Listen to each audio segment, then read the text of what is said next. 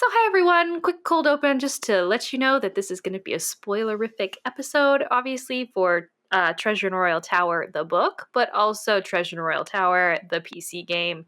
We pretty much start off right at the beginning, spoiling things. So just if you haven't played the game and you want a spoiler-free experience, go do that before you listen to this episode. Also, I guess we spoiler later PC games after the summary as well when we talk a little bit about some other characters. So just keep that in mind too. You may want to stop listening after we do that if you haven't played them all. And again, want a spoiler-free experience. So just FYI. Definitely major spoilers for Treasure in the Royal Tower, but also not massive plot spoilers, but we do reference some things that happen in both Phantom of Venice and The Silent Spy, so just heads up. Yes. Well, aren't you a regular Nancy Drew? I learned that from the Nancy Drew detective. Okay, go.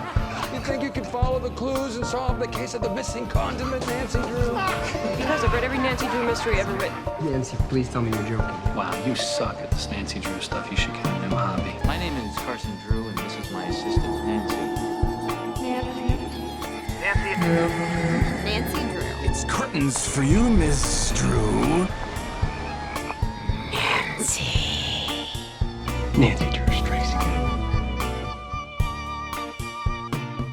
A regular Nancy Drew.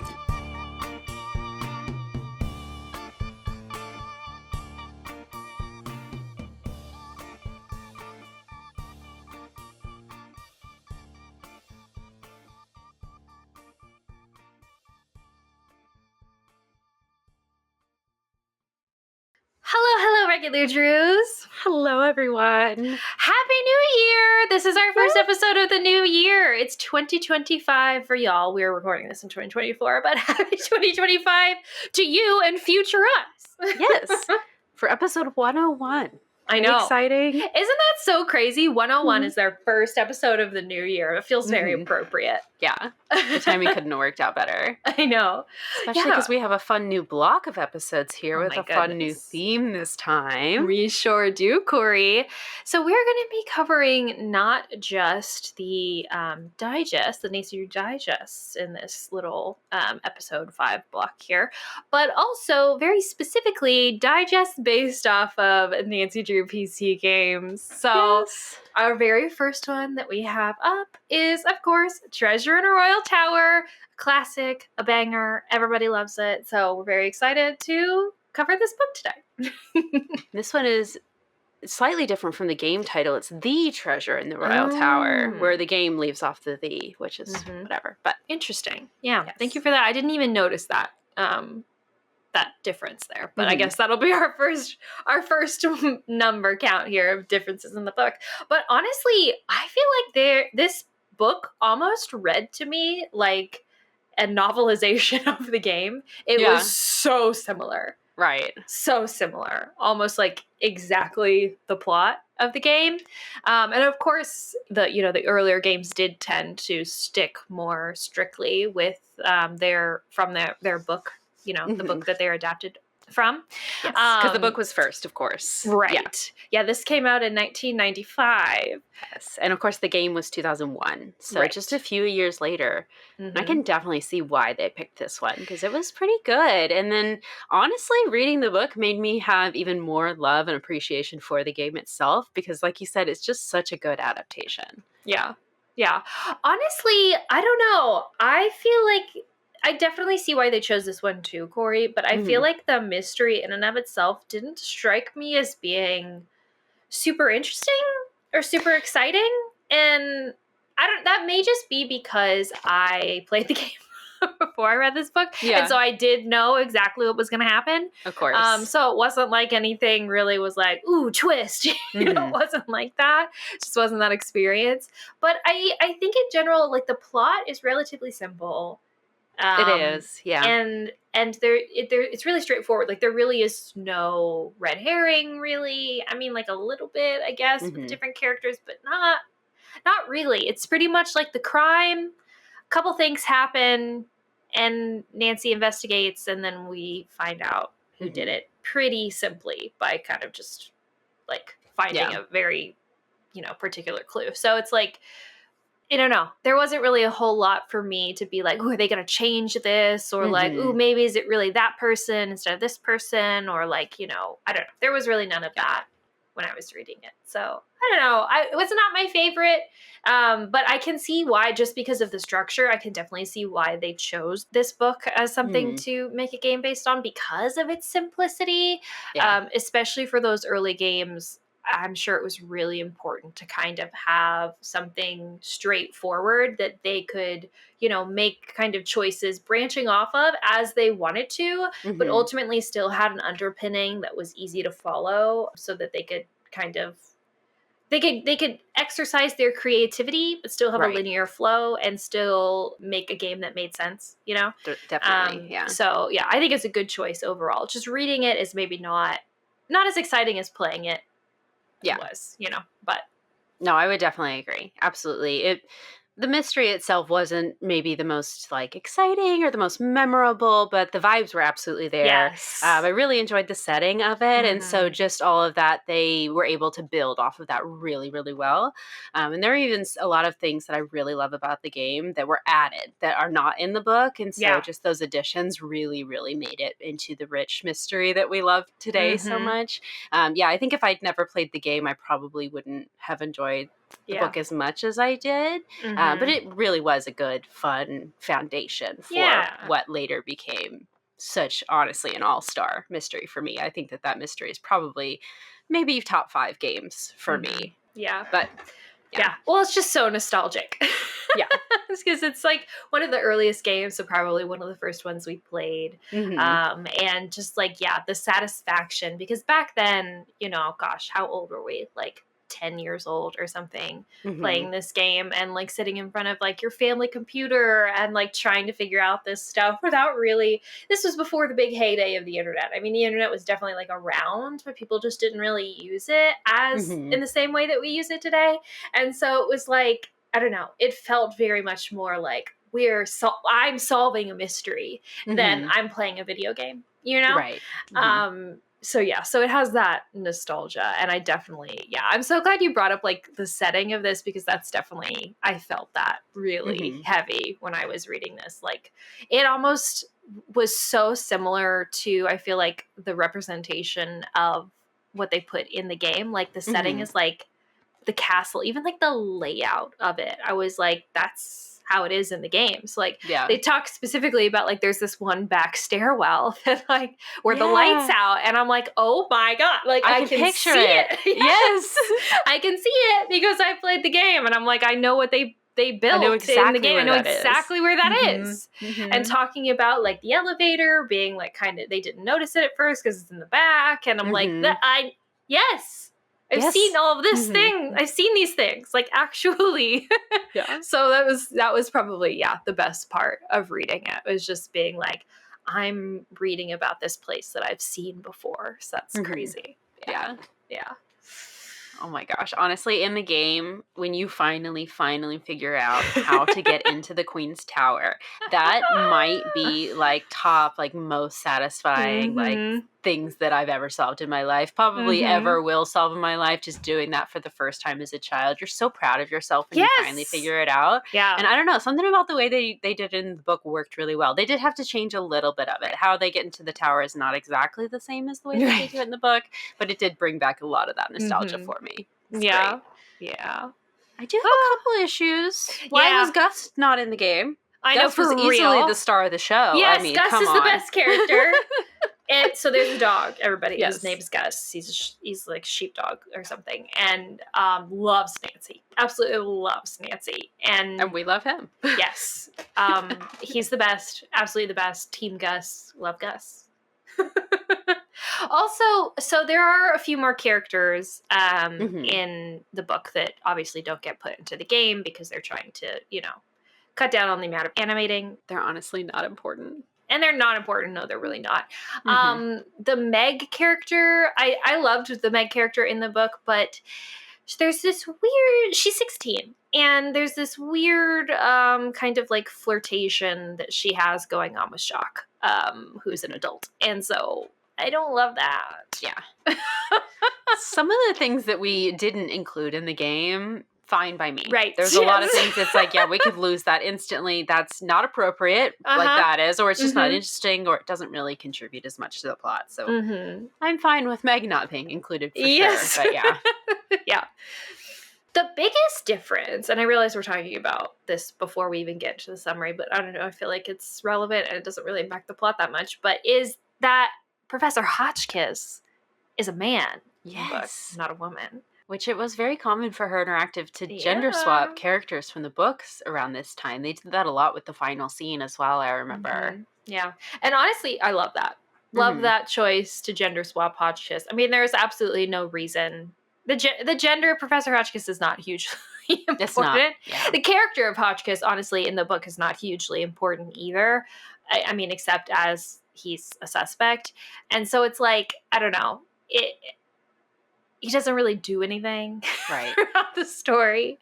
He's not helpful the way Game Hotchkiss is for us. Yeah. No, he's just suspicious. He's just there to be suspicious.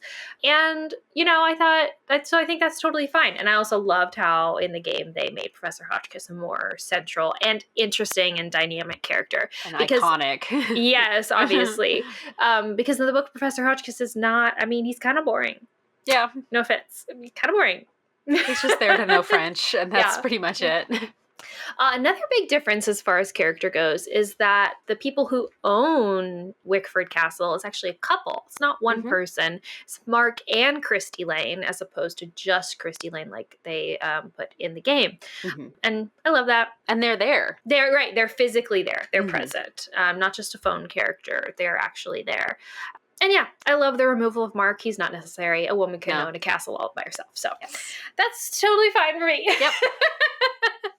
Simplify it a little bit. Makes it great. Yeah. Well, in the book they do, both Mark and Christy serve the same purpose. They are basically interchangeable. They're just there to serve as owners of the castle and facilitate Nancy's investigation, provide her with relevant information. That's it. And so one person can do that just as easily as two. So yeah, love it. Love it.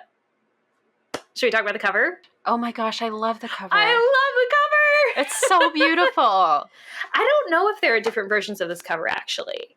I have the one where they're like in front of the stained glass window. Let me hold on. Going down a hallway. Let me look it up really quickly and see if I can find out. I don't know if they used this book cover at all as inspiration when they were designing the game, but they had to have. This really just looks like it easily could be from the game.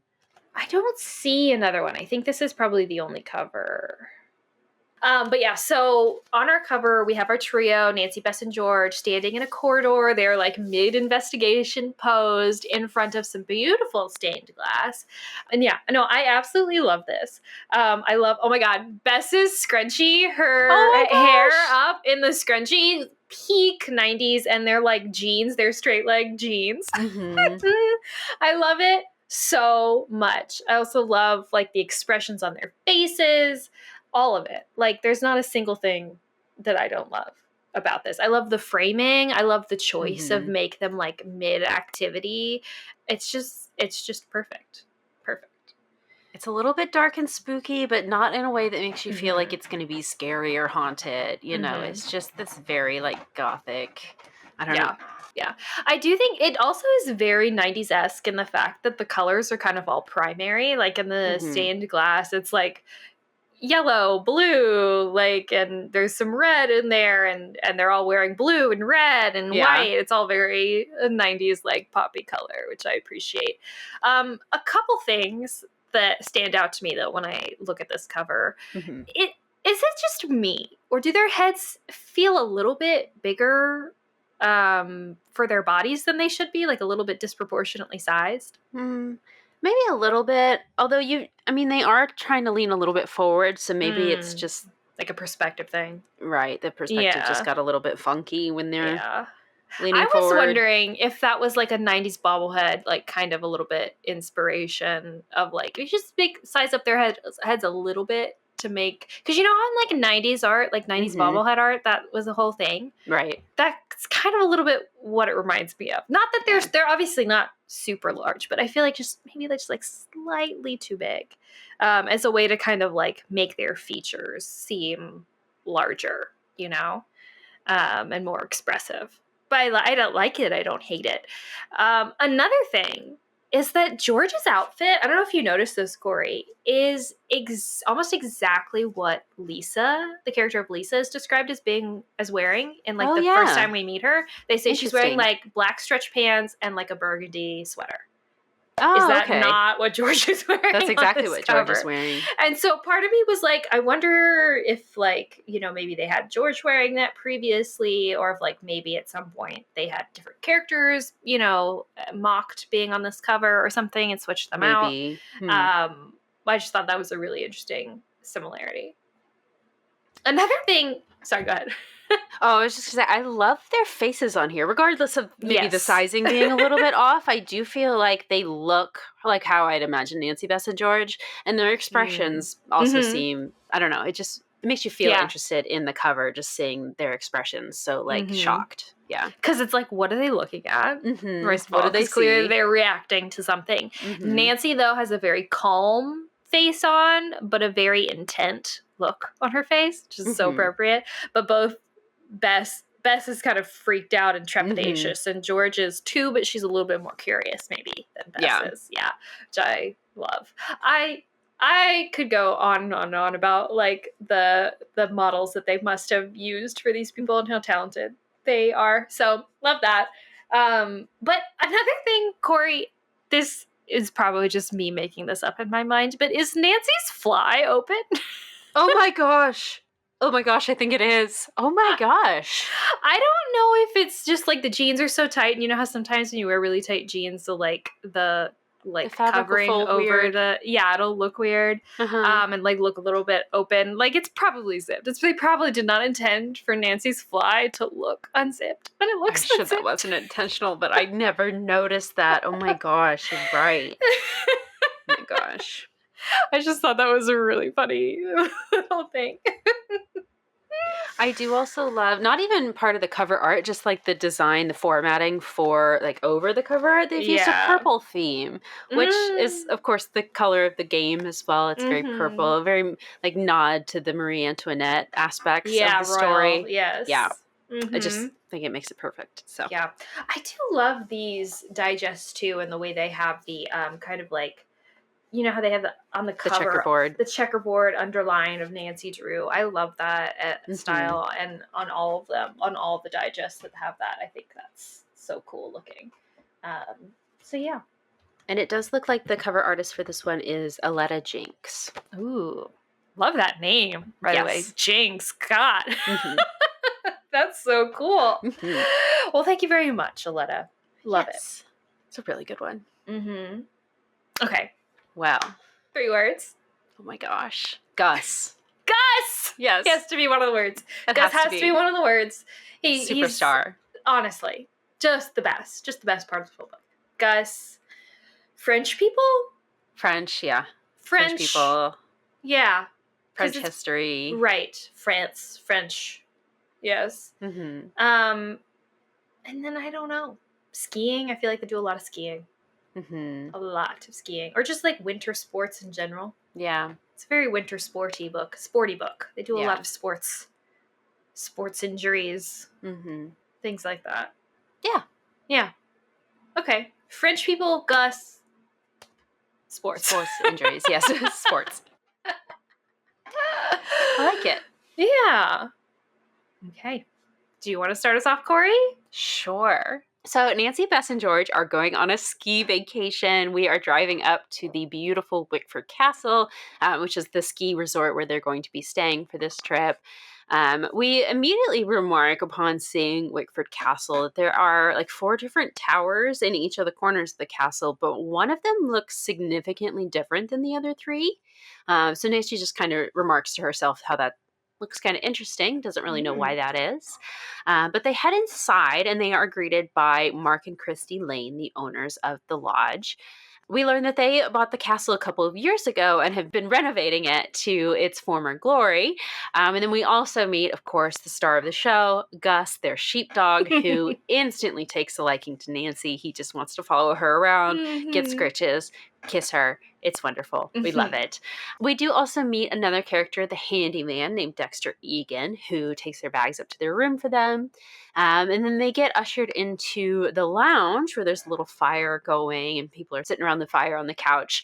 And here we are introduced to Lisa Ostrom, who is a journalist who is here doing some I think she's writing an article for a skiing magazine or something. And then we also meet Professor Hotchkiss, who is, as we said, the male professor who studies French history. And then there's two other couples who are here as well who don't really factor that much into the plot as well. Honestly, I don't even remember their names. Yeah. We're not really going to talk about them much, except they're going to be at dinner later as well. Yeah. And then there's also... once, though. Not even. Not often. So there is also another two people staying here who is a doctor, and then her daughter, whose name is Meg, who is the 16-year-old that you mentioned earlier. Yeah, we meet them later. Yes. So at this point, Nancy, Bess, and George all go back up to their room to start unpacking a little bit, and Nancy realizes that her ski goggles, which she planned to keep out of her stuff because she wanted to spray some defogging stuff on it before they actually got out on the slopes, she realizes that they're not with the rest of her stuff, and she realizes Dexter actually took them down to the locker room where they've all been assigned a locker for their ski equipment or whatever. So she and George decide that they're going to go down to the basement, which is where the locker room is located, so that they can grab her goggles and she can spray them or whatever. On the way there, they take a little bit of time to explore, and they end up finding a big electrical panel. And on it, there's a big lever attached to the side, and it says elevator really big on it. This probably controls the elevator. Mm-hmm. But Nancy notices that they haven't actually seen an elevator anywhere in the building, so they look around a little while, and they eventually do find it. It's more at the back of the building, so they have to go down the hallway to get there. And they realize that it's this really old, antique, original elevator. So they get in the elevator. I think they go down, grab Nancy's goggles from the locker room, and then on their way back, they do end up finding the elevator, which is more located kind of towards the back of the building. And they're the hallways are really long and windy, so it's a little bit confusing to navigate this building, but they do eventually find the elevator. So they decide that they are going to ride it back up to their room. And when they look at the elevator, they realize that it is super old, probably original to the building. It's got one of those old gates that you have to manually slide it across before you can actually close the doors and press the button to get it to start going. So they get into the elevator, they push the button for the third floor because their room is on the third floor, and they go up, and they pass the first floor, and then they pass the second floor, and then we're about to make it to the third floor, and you guys already know what happens because you've played the game most likely. The elevator stops right in between the floors, and we are stranded. So just like in the game, of course, there is the little panel on the top of the elevator. And so they are able to climb out. Nancy and George both, they help each other, climb out. So George, boosts Nancy up, and then Nancy pulls George up through the opening in the hole. And then from there, they're able to just barely reach the doorknob for the door to the third floor. So they're able to make it up there and get out. Oh my gosh. I know. So exciting. That's the end of chapter 1. We've already started off on a high note here. I love it. But anyway, it is now time for dinner, and they all head to the dining room or whatever. But Nancy decides that she is not going to say anything about the elevator incident to anybody, just because she's not sure if this was just a random accident. The building's old, the elevator's old, things happen. But maybe it could have been intentional as well. Who knows? I just think it's hilarious that Nancy gets stuck in an elevator and immediately she's like, someone did this. This is not she doesn't think oh, something must be wrong in the elevator. She thinks someone could have trapped me here on purpose. Whose mind goes there first? Clearly sabotage. Obviously, yeah. Yes, so funny. Well, and she thinks this because she'd heard some footsteps right before they got in the elevator. So, if anyone's walking around, it must mean sabotage. In this populated hotel where lots of skiers are going in and out and around to ski. I'm sure it was someone up to something. Ooh, that is another major change between the game and the book. In the game, they're snowed in, and so it's very much like whoever is here must be the culprit because it's a very limited suspect list. They are not snowed in, so people can come and go, and they even have people from people who are not staying there that just come to the lodge just for the skiing, and then they go home at night or whatever. So yeah, there's a lot of people around here. This is not a sparsely populated building. Yeah. But yeah, so we go to dinner, and then, like you said, we meet more guests here. This is where we meet Dr. Alvarez and her daughter, whose name is Meg, and she's the 16-year-old who has the crush on Jacques Brunet, who we also meet at dinner. He is the new ski instructor here at Wickford Castle, and he is very, very handsome, we learn. According to Bess. Yes, according to Bess, and Bess and Meg instantly both develop a crush on Jacques. Right. But anyway, at dinner, Mark starts telling everyone a little bit more about the history of the castle. It was built by a man named Ezra Wickford back in the 1920s, and apparently this man had way too much money at his disposal. It was very fashionable at the time for rich people to emulate European architecture, specifically like castle architecture or things that may be a little bit more of a social status sign, I guess. It was the done thing to pay to buy a room from an actual European castle, have it packaged up, shipped across to the United States, and then have it rebuilt in your home or your ski lodge, whatever the case may be. So this is what Ezra Wickford did. He had entire rooms imported over from other countries. In fact, the library is from an English manor house or something. The tower is from a chateau in France. And so that's why that one tower looks a little bit different, because it was built way before the other ones and was just imported over here to complete the castle.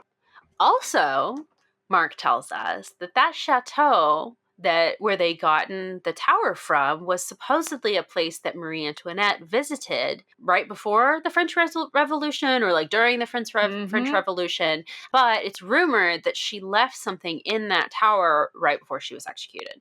Woo! So that's extremely interesting. And this gets everybody really excited, particularly Professor Hotchkiss, who again is the scholar of French history. And so he says that he's really, really interested in learning more about that. But the tower is closed off and can't even be accessed. Mark and Christy don't really even know how to get into it. Yeah.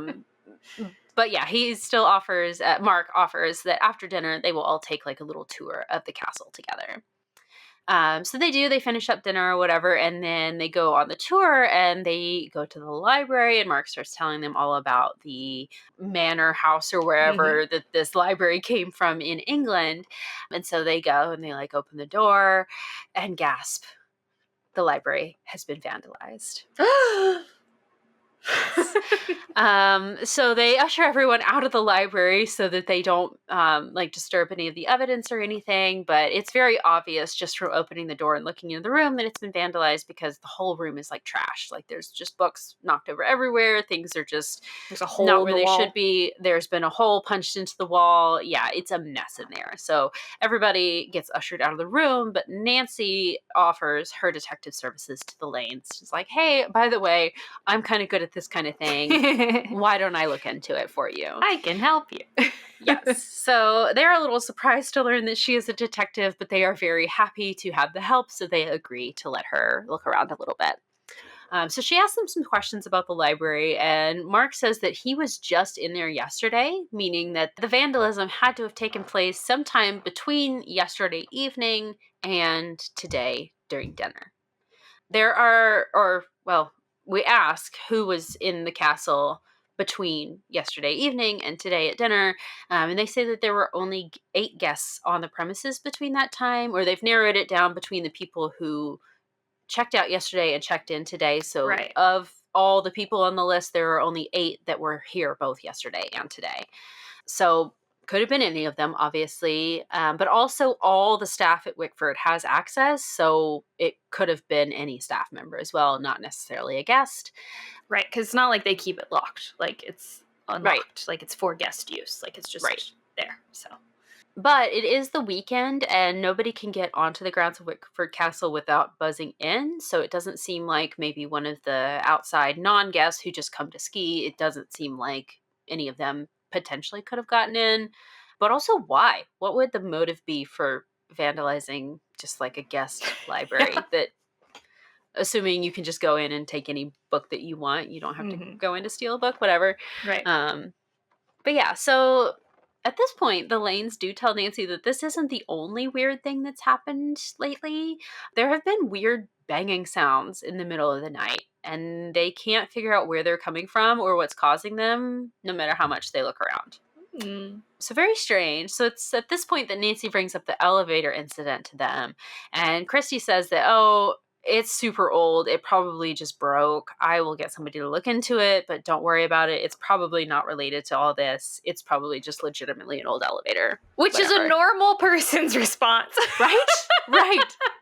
You think, oh, a fuse blew. We need to go check the electrical box. It's probably broken. We've been doing renovate. Like, this is an old castle. Like, go figure. Oh my god. Why would someone want to trap you in an elevator, Nancy? That's such a weird thing. Right?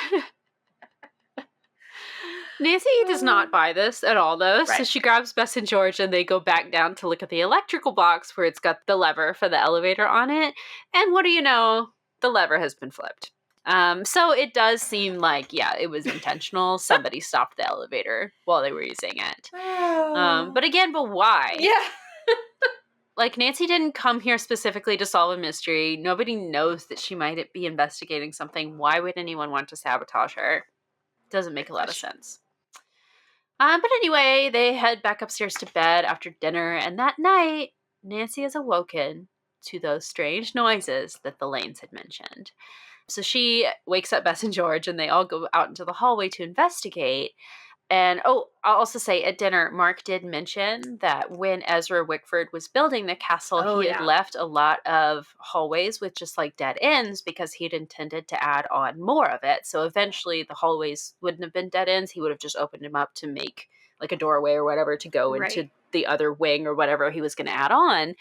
So that means that in the castle now, there are a lot of just like random hallways with dead ends. And it's, like I said, it's pretty elaborate of how this place is laid out. So you can just kind of wander and just end up in dead ends accidentally. And so that's where they end up when Nancy, Bess, and George go to look for these weird sounds that they're hearing. They just end up in like a weird dead end. And they're like, well, I swear the noises are coming just from the other side of that wall. But looking around here and like looking in the other hallways, there's not like, it doesn't seem like there's a way to get onto the other side of that wall or whatever. So we just don't know where those noises could be coming from. But it does seem like the hallway that they're in does lead to the direction of where the Queen's Tower was, Marie Antoinette's tower. And so could someone have maybe found a different access to the tower and is in there making weird noises? Maybe? Spooky! So excited. So the next day, the girls have their very first ski lesson with Jacques, which goes well. And Bess, of course, becomes even more smitten with him throughout the course of that. Afterwards, Nancy wants to go talk to Christy, so they go do that. And she tells them that, unfortunately, the police did come to the castle and they did investigate, but they didn't find any clues in the library. And it kind of seems like they're not really interested in the whole ordeal. They're not taking it super seriously. And Christy thinks that this is probably because she and Mark can't really tell if anything was stolen. They didn't really have an inventory list of all the books in the library, so something like could be missing. They just don't know. So the police are like, well, if nothing was stolen, then like, what are we doing here? So unfortunate. But of course, now Nancy can go investigate the library to her heart's content. But first she asks about getting some original blueprints of the castle. And Christy says that unfortunately they don't have any.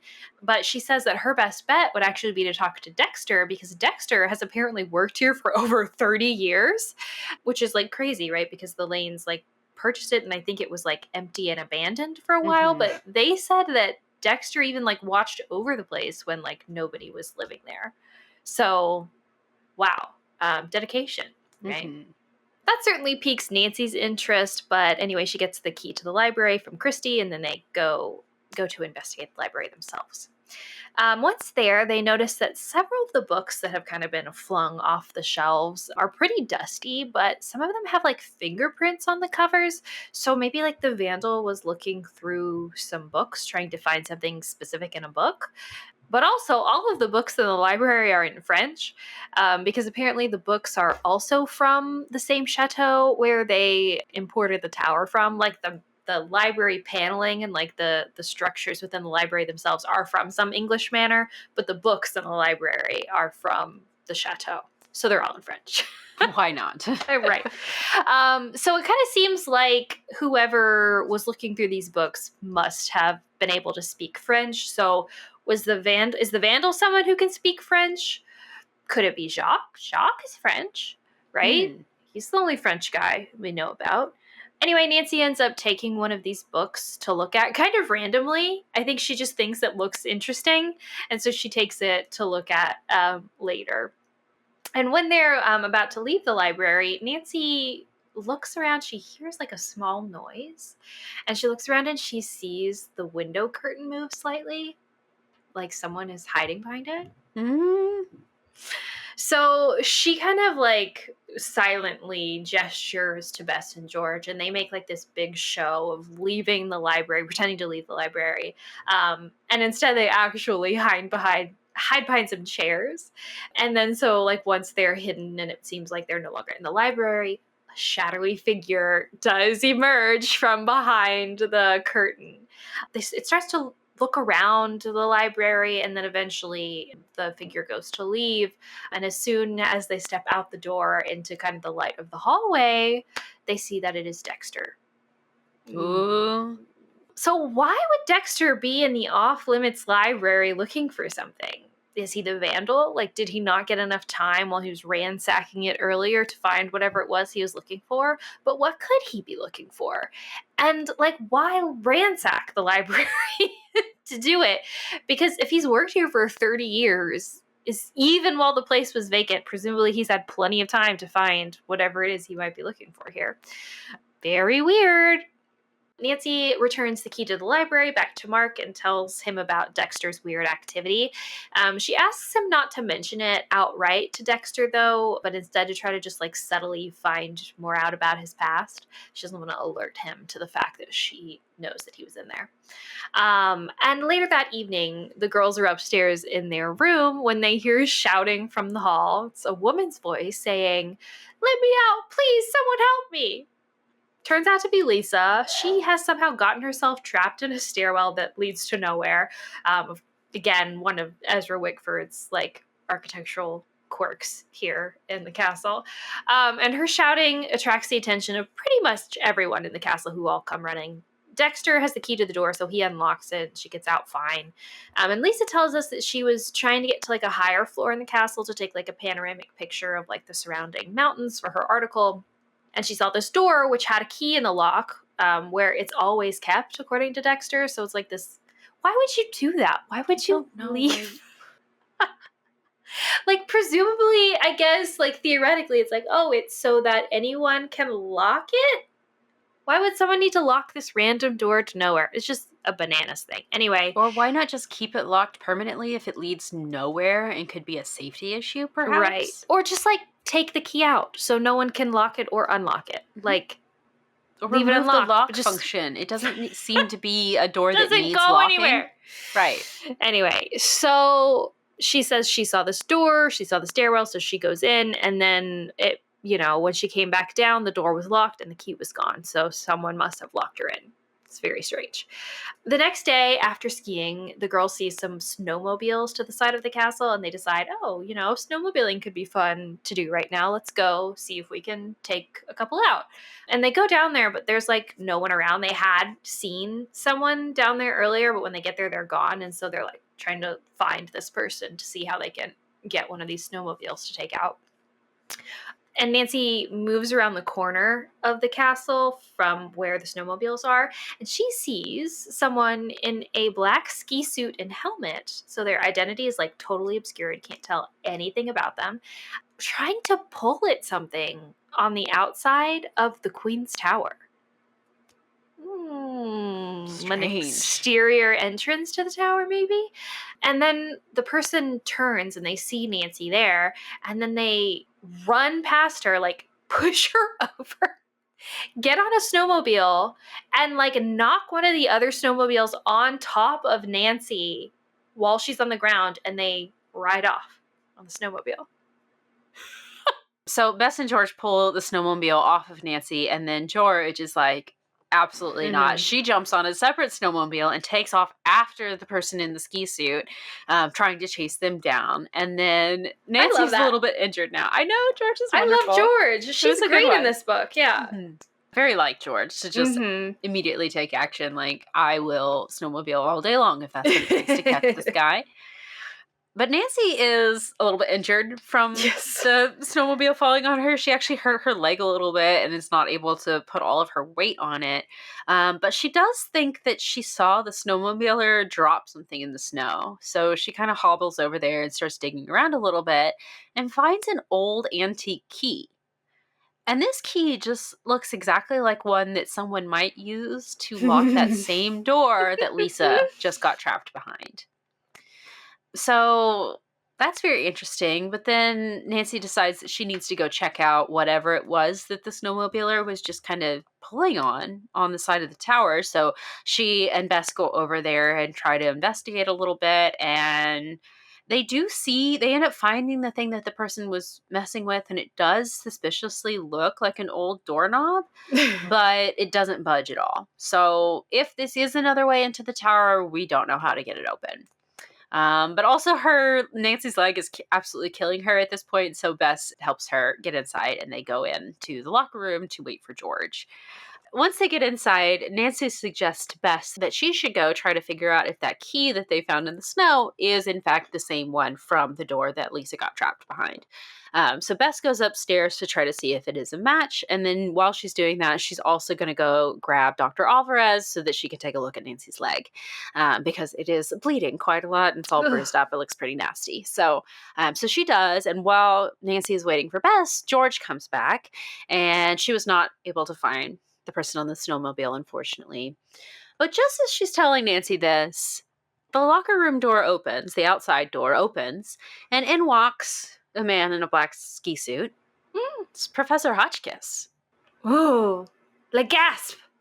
Weird. And so Nancy decides that she needs to ask him some questions, but not outright ask, like, did you just attack me out there? Was that you? So she tries to ask, like, oh, were you the one over at the snowmobiles, like, just a few minutes ago? Or, like, when did you go out? And he obviously senses that she is trying to get some sort of information out of him and feels weird about it. He gets, like, really tense and just, like, makes up an excuse or whatever. But then the doctor comes at this point, so he just leaves. Very suspicious. Yeah. But Dr. Alvarez starts examining Nancy's leg and she says, you should be all right. You just need some rest. So for today, just sit, no more skiing. And if it looks all right tomorrow, maybe I'll clear you to go skiing again tomorrow. All right. So they head back up to their room and Nancy lays down for a little bit. And Beth starts telling them that she did go try the key and it did in fact work in that lock. So it must be the key that whoever stole it, it must have been the snowmobiler that stole it and then just happened to drop it outside. So was that Hotchkiss? Possibly? Maybe? That evening, Nancy, Bess, and George start looking through the blueprints of the castle. This is not the original ones, but it is the ones the Lanes had drawn up when they bought the property and started renovating. So it really only has floor plans for what the Lanes have already touched and renovated. So they really only know basically what we've seen of the castle so far anyway. But as they're looking through this blueprint, they hear the thudding sounds again from the hallway.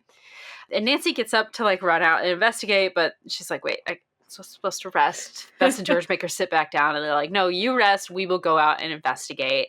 So they follow the sounds. And again, they're led right back up to that wall that seems to be directly on the other side from where the tower is. Very strange. So they go back, they tell Nancy this, and Nancy looks at the plans again, and she is just so positive that there must be like an entrance somewhere to the tower in the basement. That there's this long corridor that leads from wherever the locker room is in the basement. It keeps going down, and then, I don't know, just seems like there should be an entrance to something there. So Nancy's like, forget this whole resting thing. We're going to go look into this right now. So they get down to the basement and get down to this long corridor that they saw in the plans. And they do end up finding a wooden door concealing like a little outline in the wall. And it's locked, of course. But no problem. We have our lock-picking kit, so Nancy picks the lock really quickly. I have to tell you, is this the original, inception of It's Locked? Because this is like the best. Hold on, I just want to read it because it's so good. Okay, so let's hope, Nancy said, approaching the wall. Her light soon picked out a small S-shaped door handle. Wouldn't you know? It's locked. Yay! Like, it literally says, wouldn't you know, like, dash, it's locked. Like, the it's locked just being, like, out there, like, iconic. By itself. I was just like, it's locked! It's locked! I think we have to count this as the origin story. Right? Like, honestly. Like, I don't know if I don't know when the first time she says it in the PC games, but it wouldn't surprise me if it was Treasure in a Royal Tower. Mm-hmm. And I just think it's got to be from that exact line, if it is. I swear she says it in the earlier games. She may, but... But this book, of course, does predate every game. Mm-hmm. So true. It could technically be the origin. Absolutely. Yeah. Oh my gosh.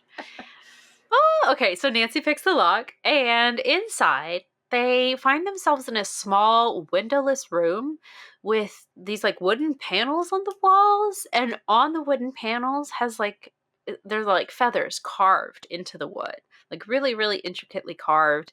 And so they just kind of like, and Nancy has her flashlight at this point, don't worry. So we're just kind of flashing the flashlight all around the room. And eventually she sees one that seems to look out of place. Like it's like popped out of the wall a little bit or something. And so she's like, perfect. Okay. So we push the button and that opens up a secret panel in the wall.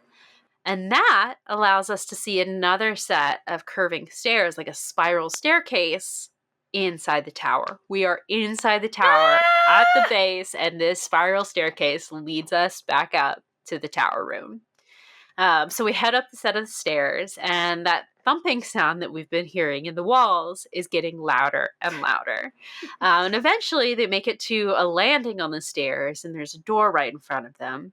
And it's obvious that the thumping sounds are coming from directly behind this door. So we push it open, and there, holding a hammer, is Jacques René. So obviously they confront him and are like, what have you been doing up here? It's you that's been making all these noises. What are you doing?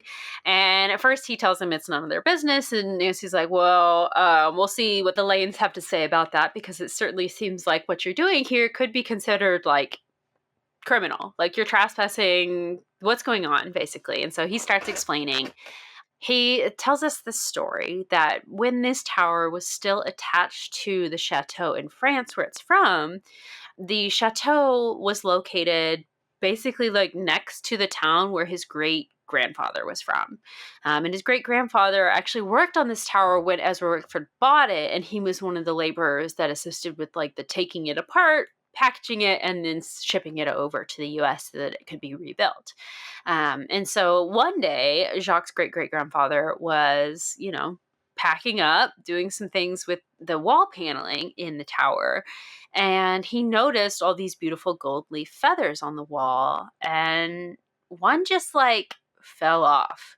And he was like, oh, geez, okay, oh no, I need to stick this back on. But in the process of doing so, realized that there was something behind it. And when he reached back into this hole or whatever to see what it is, he finds a big old stack of letters. And of course, his great-grandfather was not literate, so he didn't really know what these letters said, but it did certainly seem like these could be Marie Antoinette's personal letters. Because he was aware that she stayed in this castle, that she may have tried to hide something here. They had a seal on them too, which yeah. it was a royal seal, which he recognized because he had seen it elsewhere. And That's so, right. Yes. Yeah. So it clicks for him that this must be really, really important. But at this time, somebody was coming. And so he had to hide it back into the panel and just cover it up and pretend like it wasn't there. And then he decided that the next day he would go back and then see if he could retrieve the letters. But by the time he got there, the workers had actually already packaged up that piece of the panel or whatever. So he was never able to find the letters again.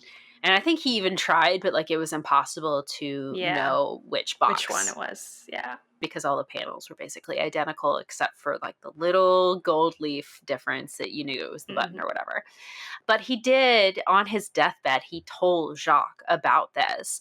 And he made Jacques actually promise to come to Wisconsin to try to find these letters. She's crazy. Yes. So that is exactly what Jacques did.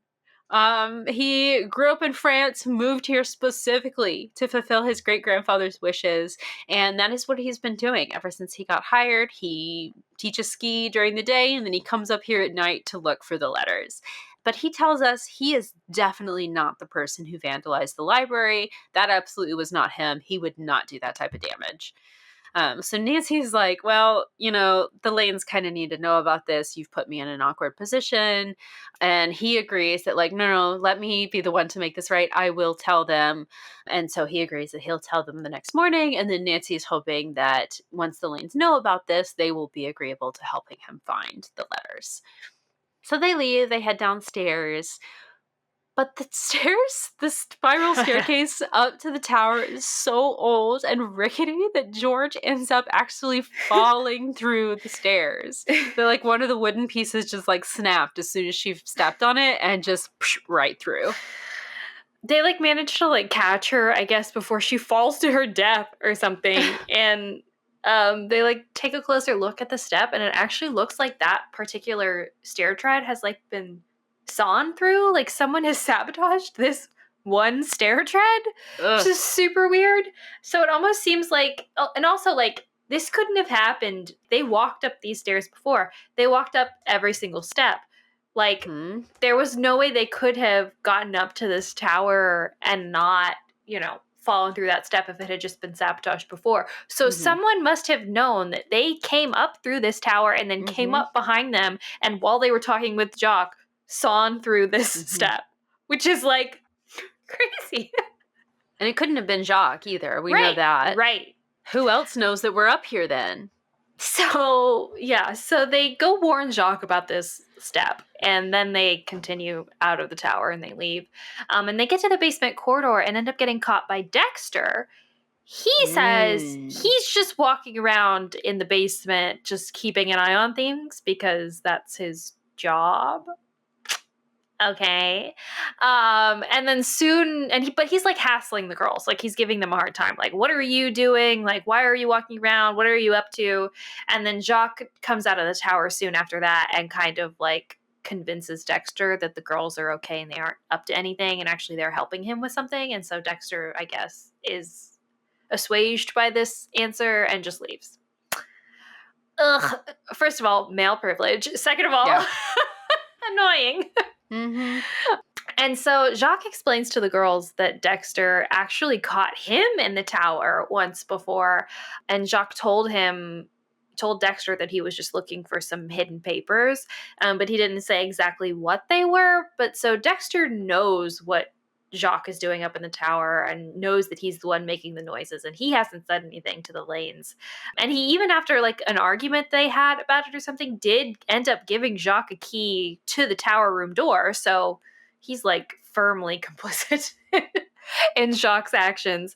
But Jacques still doesn't trust Dexter, though. He says he's weird, he doesn't like him, and Dexter's always skulking around, he says. And so, yeah, he doesn't trust him. Yeah.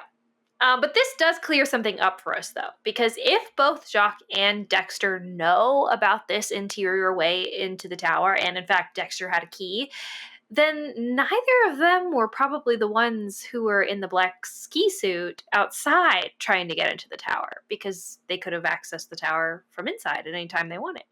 So, how did Dexter get a key if the Lanes don't even know how to get in here? I don't know. That's suspicious. Yeah. Oh, yeah. We'll have to talk about that later. Yeah. Let's talk about that later. So, so they're probably not the ones who are in that ski suit.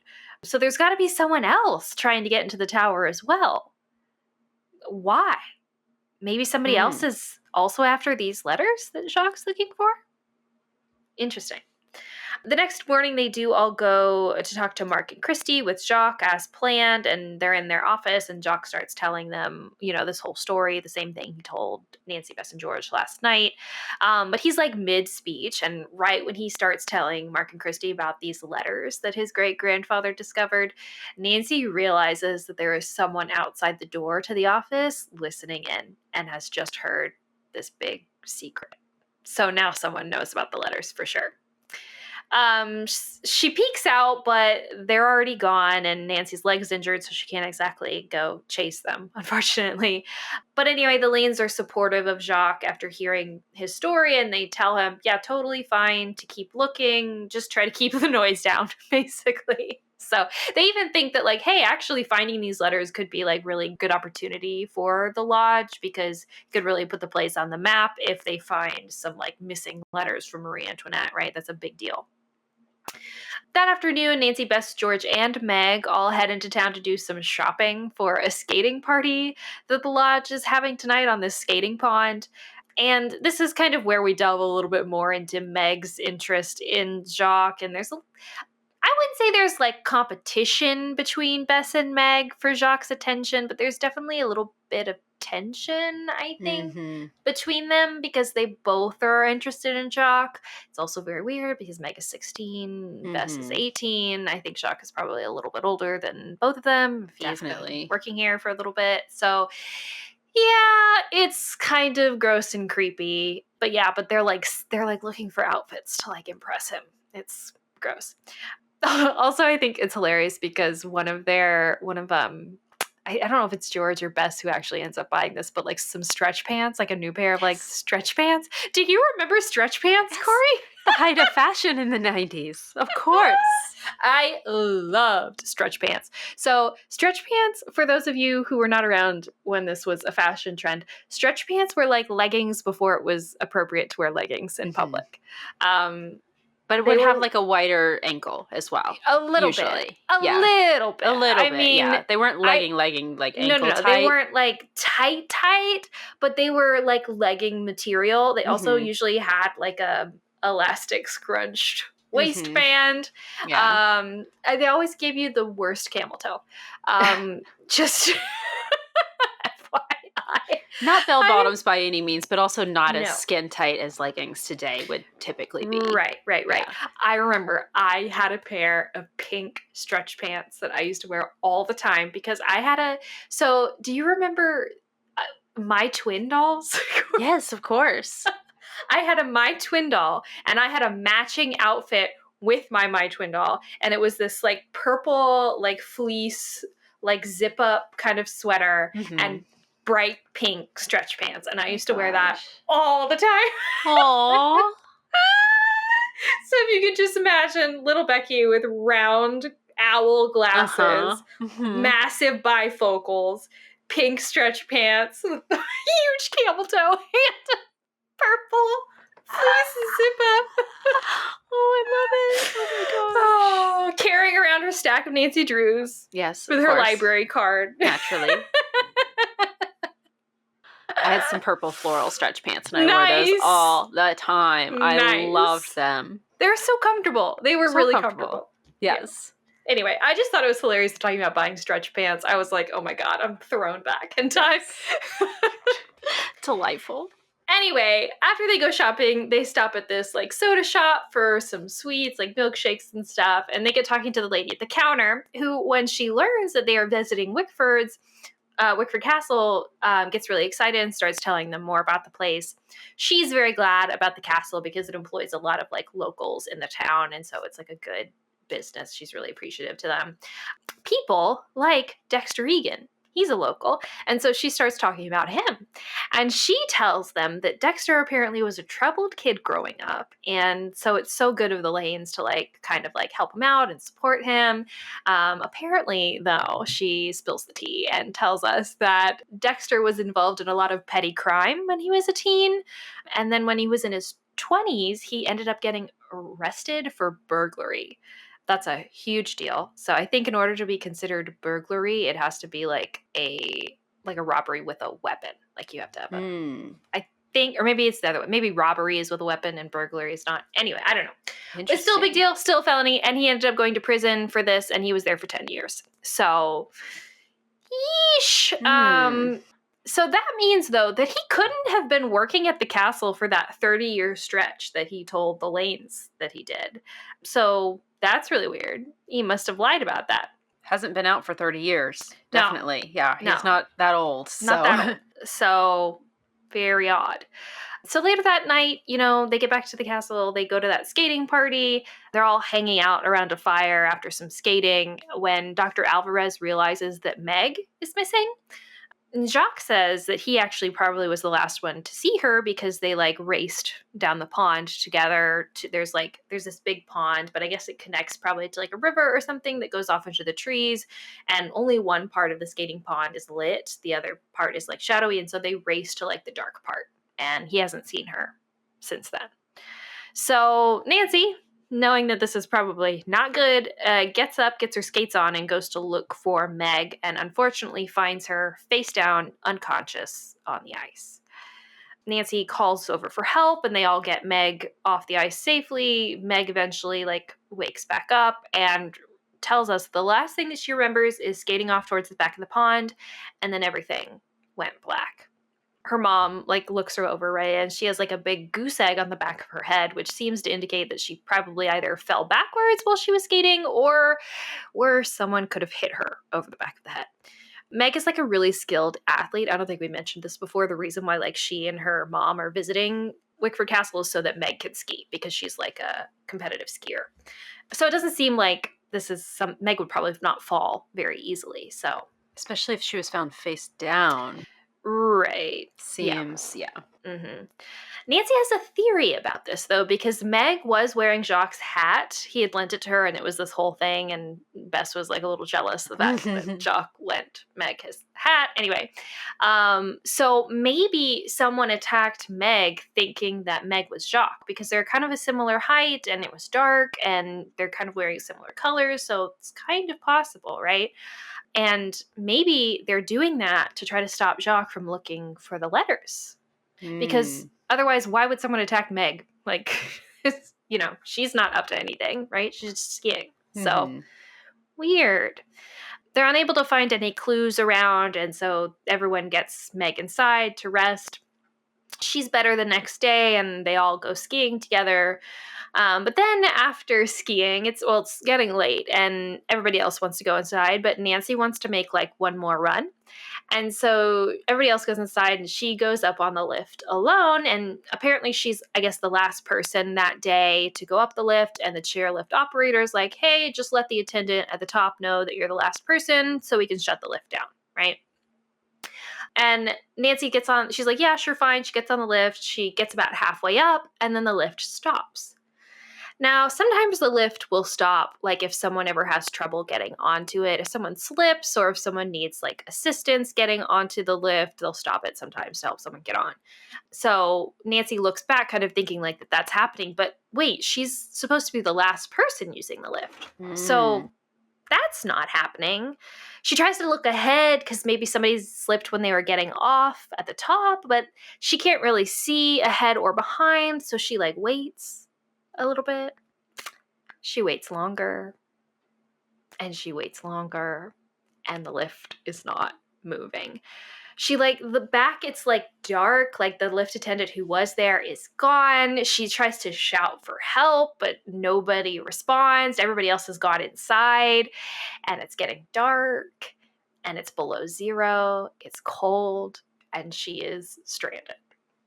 And it's windy, so nobody can really even hear her screams regardless of how much she yells. This is so freaky. Oh my gosh. Because, okay, side note, I've never gone, I mean, I have gone skiing, but it's been a really long time. But we went on the chairlift to go see some fall foliage recently. And it was really cool and fun, but it was freezing cold. And we were on the chairlift and it got stopped a couple times because I'm sure people had issues getting on or off or whatever.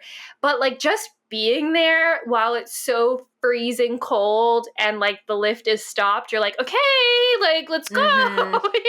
Like I want to, make it to the top of the bottom or whatever. And so like thinking about this, horrifying. This is so scary. Oh my gosh. Definitely the most intense part of the book. Yeah.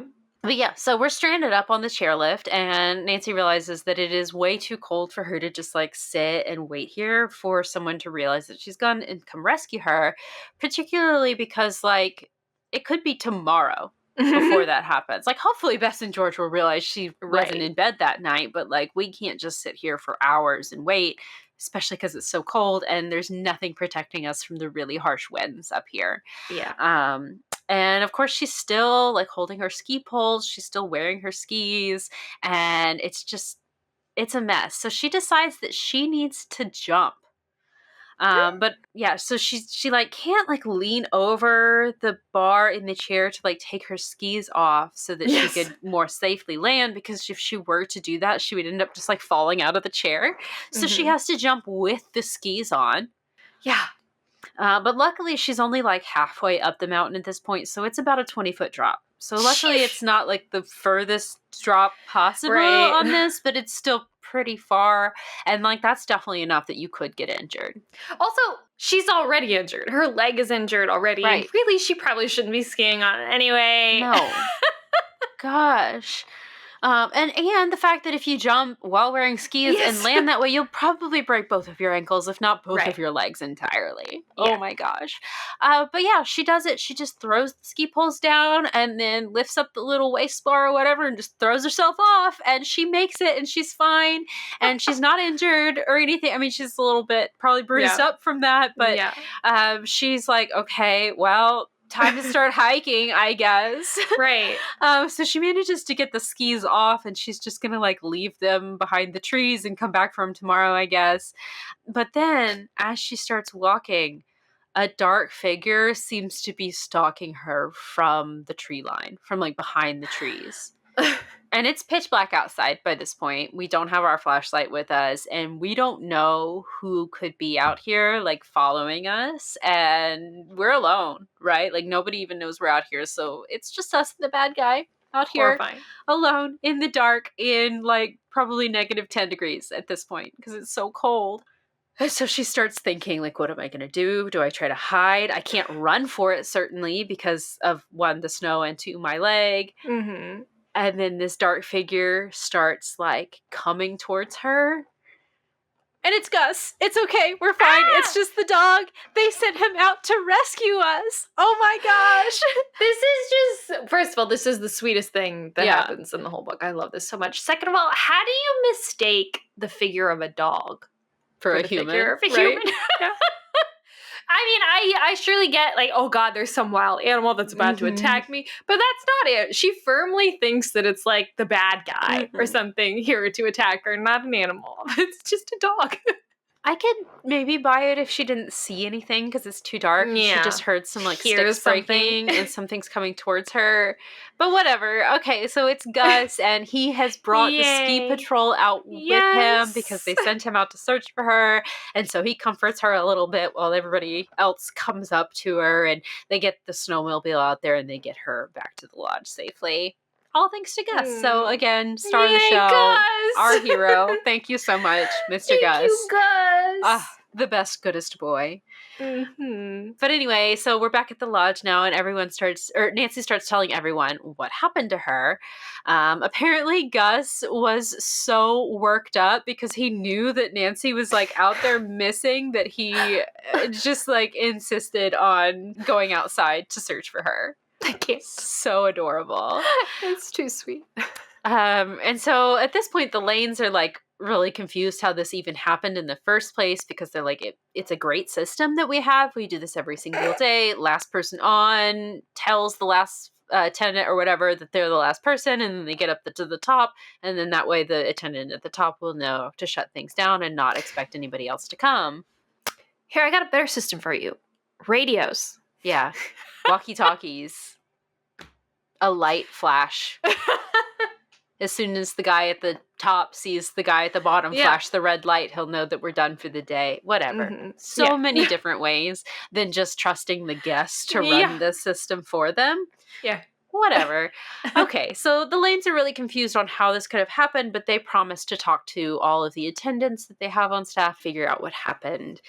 And then that night, Nancy is asleep, but is awoken when she starts to hear like movement in the room. Like somebody is in there sneaking around and shuffling things around. They're looking for something, it seems like. Somebody has broken into their room. So she gets up to confront them, but her leg like starts to cramp or whatever, and she like falls down, and the person is able to run away.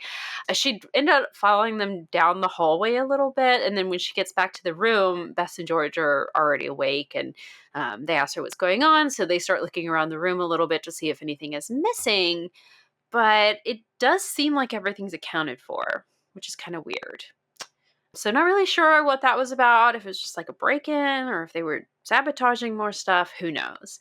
But the next morning at breakfast, Mark starts telling Nancy that they did talk to the lift attendants, and the lift attendant at the bottom of the mountain does remember telling Nancy to tell the attendant at the top that she was the last one. And the attendant at the top does remember being told by a guest that they were the last rider, but that attendant doesn't know who that guest was because they, of course, had all their ski gear on. It was impossible to tell who that person was. Could have been anybody.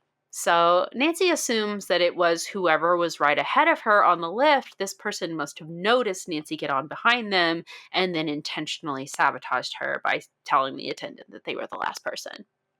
Alrighty, so Nancy is positive that this is connected to the vandalization of the library and everything else that's been going on. And when she remembers the vandalization in the library, she remembers that she had borrowed a book from the library that was like in French or whatever to see if she could like gather more information about French history or something that way. Who knows, whatever. So she had the book, but it's no longer in her room. So she realizes that this obviously must be what the intruder had broken in to steal. So Nancy realizes that this means that that book must hold some sort of vital clue to allow someone to find the letters in the tower.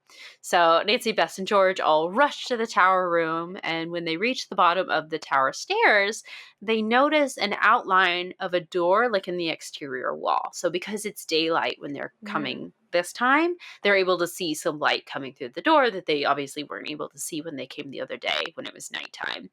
So this must be the same door that the mysterious snowmobiler person must have been trying to access the other day, because based on the fact that there are like the cobwebs around it have all been brushed away, it does seem that it's been used pretty recently.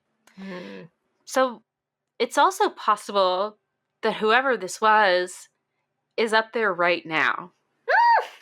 So we sneak on up there, but the room's empty. Very strange. But it does feel like something is off, though, when Nancy comes to the room. She does see a few pieces of that gold leaf, like feather design, are just laying on the floor. Which is really weird because Jacques did make a point to tell us that he takes extra care to put everything back after he removes each individual panel to look behind it. He always takes extra care to put it back exactly the way he found it. But somebody's removed this clearly and just didn't put it back. So this means that somebody has found something behind something, right? So she looks around the room to see where these leaves might have come off of and does eventually find the spot. And when she looks, she finds a small little niche behind there, and it is empty. So someone has found the letters.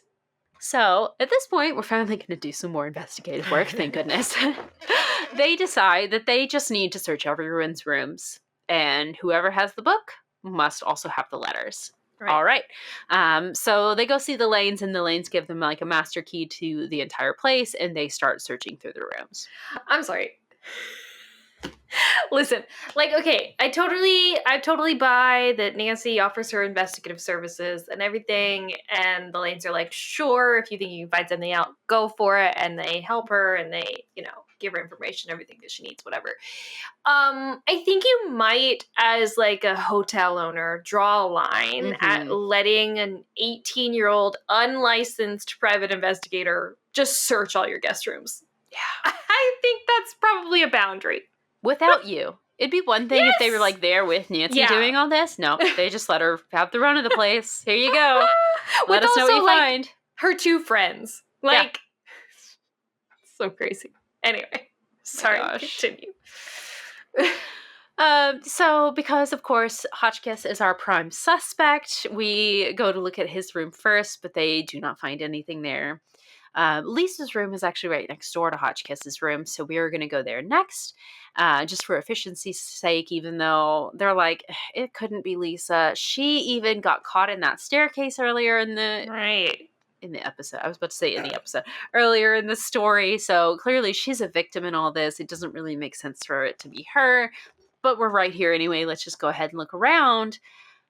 And what do you know? They find Nancy's book and the letters, so obviously it does seem now like Lisa is our culprit. And Nancy takes the letters out to try to read them, and of course these papers are super old, super brittle, and obviously in French. But Nancy knows French, as we know, and she starts reading through these, and she discovers that it does not seem like these were written by Marie Antoinette. Instead, they keep referencing someone named Rochelle, who Nancy assumes must have maybe been a servant of Marie's. We don't really know who this Rochelle person is.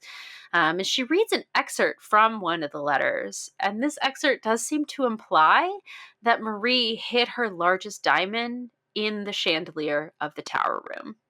Oh! And we didn't say earlier, but there is a massive, extremely beautiful, pure crystal chandelier in the room, in the tower room. Mm-hmm. So it does seem like possibly the diamond was disguised as a crystal and is just hanging there out in the open amongst all the other ones. Oh my gosh. And so Nancy realizes, obviously Lisa has realized this as well, but we don't know where Lisa is right now. So they decide that they're going to head back to the tower room. Actually, Bess and George are going to go stake out the locker room just because they think that Lisa could be out skiing. And so they want to make sure that like Nancy can go up, and then Bess and George will stay at the bottom of the stairs and just, not let anybody come up or whatever. Okay, so Nancy goes up to the tower room, and Bess and George are down near the locker room staking things out. And of course, Lisa is not skiing. When Nancy opens the door to the tower room, there's Lisa on a ladder pulling pulling crystals out of the chandelier, assuming one of these is the big, super expensive diamond. Mm-hmm. And Lisa sees Nancy and says, "Snooping again? This time, you'll be sorry." And then she lunges at her. Oh my god. I forgot about this. This is the best. Like, just the best. Okay. So I think Lisa does actually manage to find the exact right crystal or whatever, and she like puts it in her pocket, so like she has it. And she gets down off of this ladder and lunges at Nancy. And then they just get into a karate fight. Yeah. Like, it's almost choreographed. It's crazy. Like, okay, like, mostly they just, like, circle each other, but they do get in some, like, they specify karate jabs. Like, they hit at each other. And I just can't imagine this. Karate must have been so big in the 90s or something, because, like, yeesh. Truly. So funny. Anyway, so Nancy's, like, questioning her as they're, like, circling each other and sparring, and we learn that, yes, Lisa vandalized the library, and she tells Nancy that when she did vandalize the library, she actually found a note in this red book that Nancy took from Rochelle that had said that she'd hidden her letters behind this panel, and she thought that that the note was referencing a panel in the library, and so that's why she tore the library apart. But then she remembered that, oh, actually, the paneling from the library wasn't from France; it's from this English manor, and so, yeah. We need to talk about this. Yeah. And then she returned the red book to the library so that no one would like find it on her, so like it wouldn't be evidence. And eventually she realized that, oh, Rochelle actually meant the paneling in the tower. And so she realized she had to try to find a way to get into the tower. Yes, she was a snowmobiler who caused Nancy's leg injury. Yes, she did stall the elevator, try to scare Nancy off. Although, why? I don't know, because Nancy literally had only just arrived. So that doesn't make sense to me, but whatever. And she also, apparently the only reason she did all of this was just for the money, because the diamond would be worth a lot of money, and she says, like, she's not paid enough as a journalist, which is funny and hashtag relatable, but like there's no other reason. It's just greed. Yep. And so they fight a little bit more, and then Gus runs into the room. Yay! He like runs up the stairs and he pounces on Lisa, I guess, and holds her down, like growls at her throat so that she won't move. And then Bess and George follow soon behind because they saw Gus running up the tower and they came too. Our hero. Yes, always saving the day, sweet Gus. Yes. So they tie Lisa up and they take her downstairs to the lanes to have her arrested for, I guess, vandalism. Can they arrest her for theft? Because she didn't actually steal anything. Like, for all we know, she could have been taking that diamond down to the lanes, you know? So, I don't know that Lisa would be in jail for very long, if at all. But, okay. She did injure Meg. That's true. Yeah, that's true. That's assault. Yeah, and I guess Nancy as well. True, yeah. Definitely. Yeah.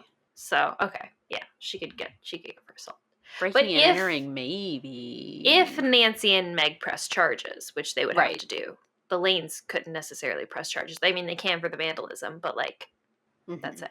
So, interesting. Anyway, that evening, they're telling all the other guests about, you know, this adventure and Lisa's other escapades, yes, including knocking Meg unconscious, thinking that she was Jacques, and like, you know, hoping to get him to stop looking for the letters, and also stranding Nancy on the ski lift, and even locking herself in the stairwell to throw suspicion off of herself. Brilliant. Just diabolical. Foolproof. So the only thing that she was not responsible for was sawing through the step in the tower. That was Dexter. He admits to doing this because he wanted to scare the girls off. He didn't actually mean for anyone to get hurt, but he figured that they like knew about his past because Mark had questioned him, and I guess kind of like clumsily, like he didn't do well enough subtly, like Nancy had asked him to like not be too overt, but he must have been. And so Dexter realized that like Nancy must have tipped him off. And so then, yeah. But he has since come clean to the lanes about his past, and the lanes are giving him a second chance and are letting him stay on. So all's well there. But then Hotchkiss proclaims that that's actually like the letters are actually the reason he came to the castle too. Like he learned about Marie Antoinette's servant Rochelle, and apparently she survived the French Revolution, and she was the one who actually started the rumor about there being something valuable hidden in the tower. And he learned about that and decided that he should just come here to see maybe he could find something. And then but obviously he didn't get very far into his investigation. So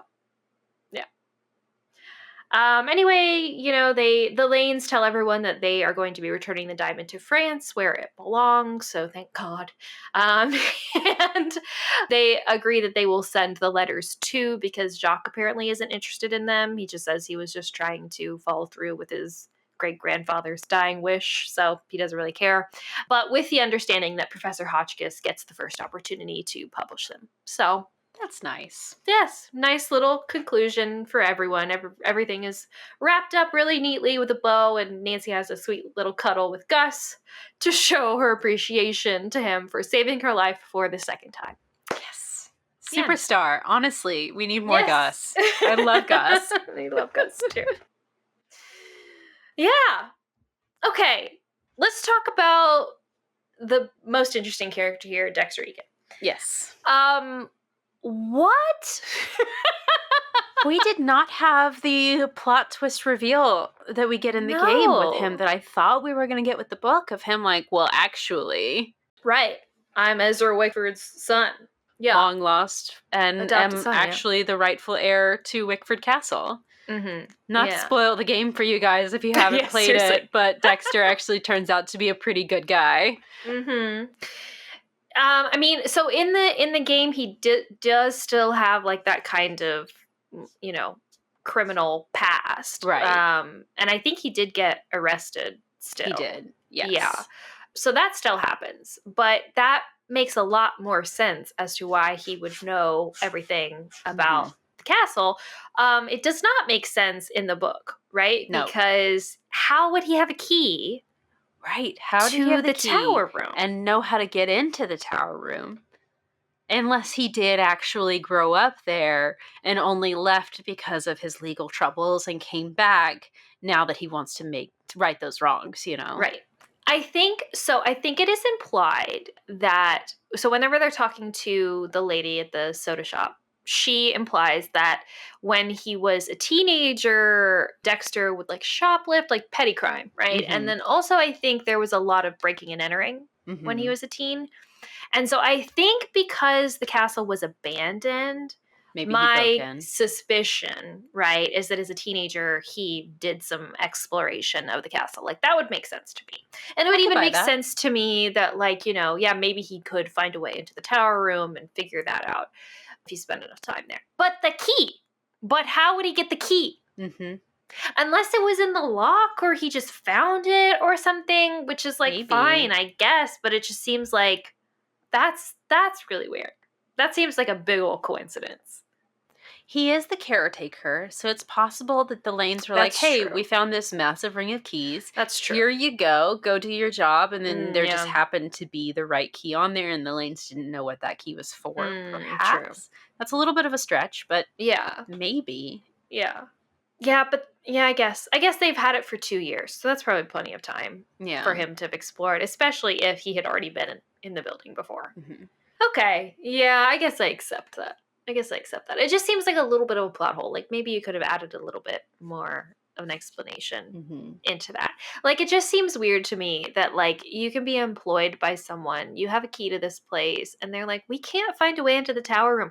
Hey, Dexter, do you happen to know if there's any way we can get into the tower room? And he's like, no. Yeah, I don't know.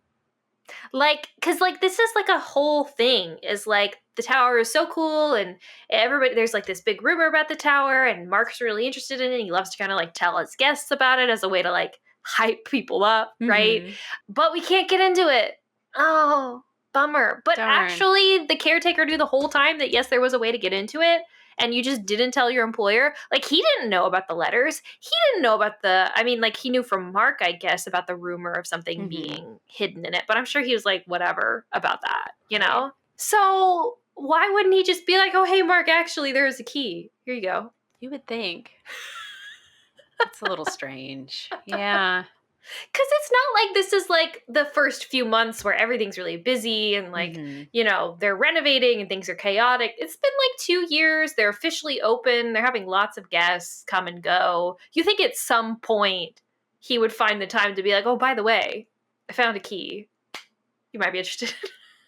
You would think that in those 2 years or however long it's been, the Lanes would be driven absolutely crazy trying to find the entrance. I would. I'd be spending every spare second I had. Down walls. Right. I would be like, hey, let's knock down this wall because that's got to be the wall where it is. Let's knock it down so we can get into it and see it.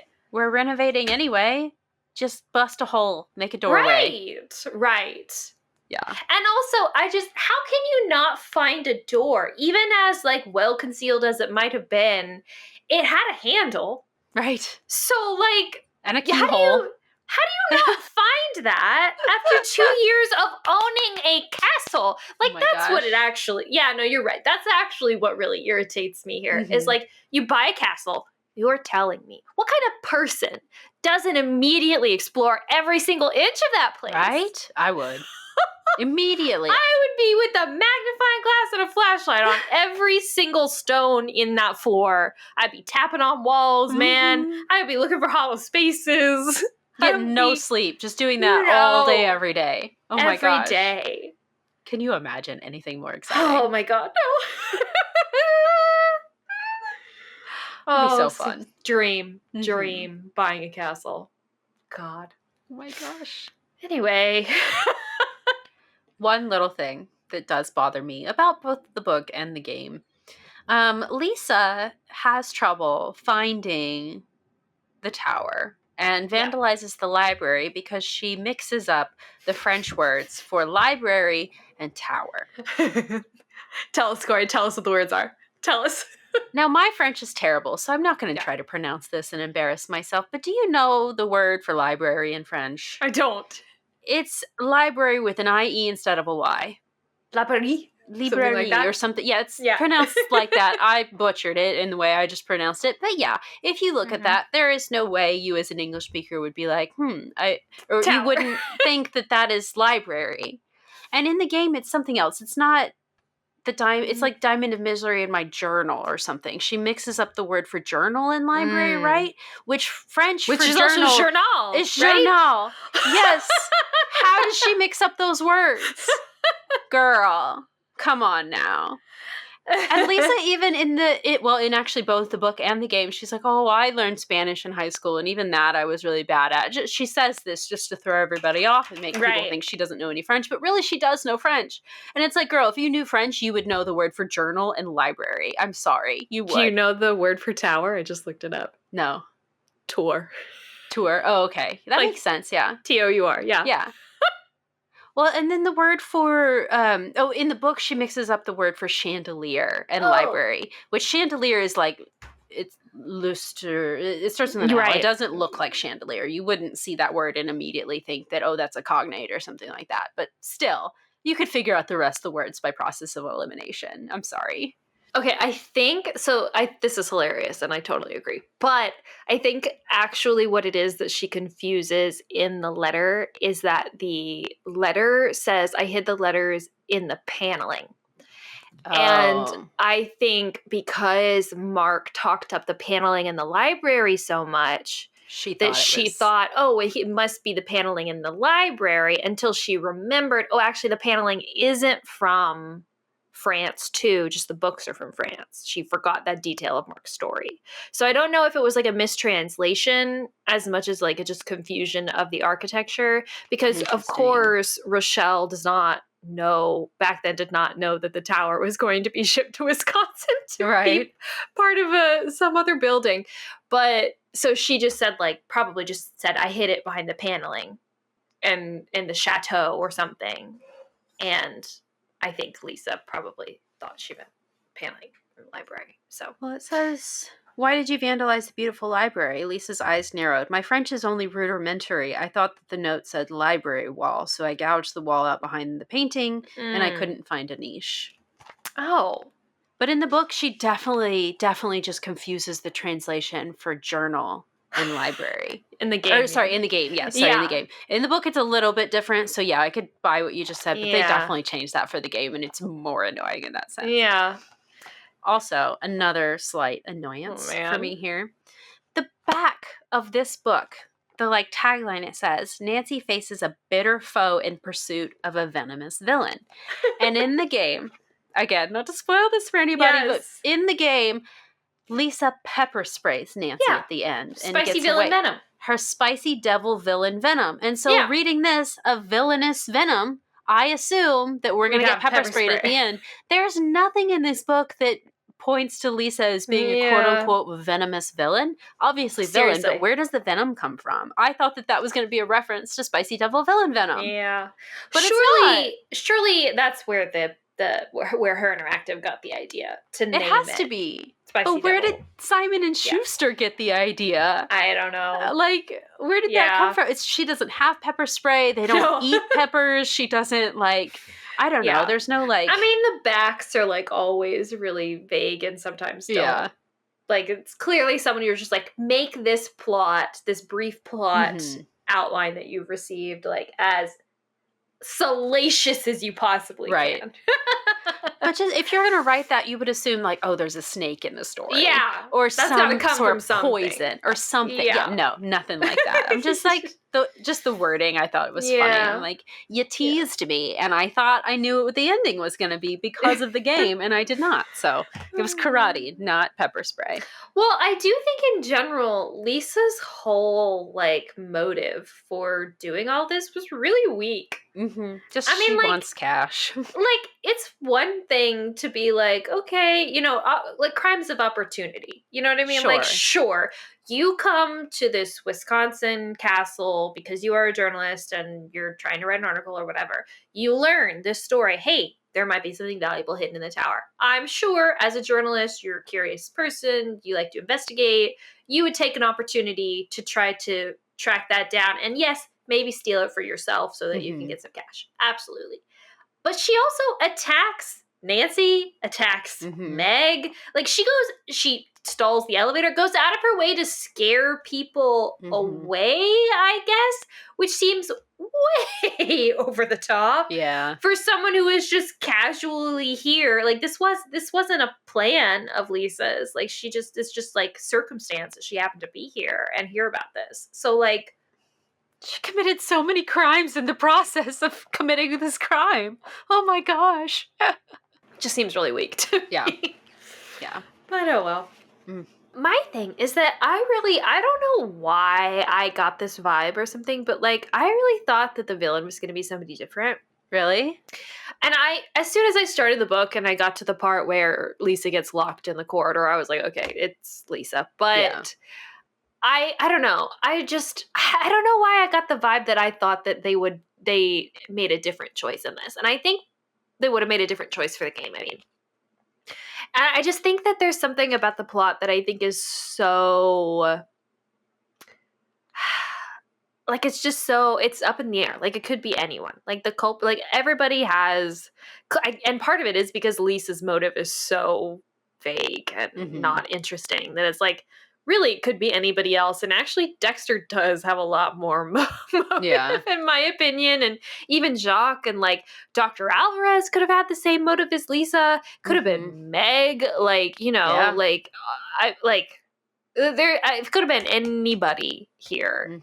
And except for the Lanes, probably. And so I was just like, it would be such a good opportunity in this book to be able to like throw a curveball in, right? Because at this point, her interactive is already adapted Secrets Can Kill and Message in a Haunted Mansion. And so it's like, I don't know.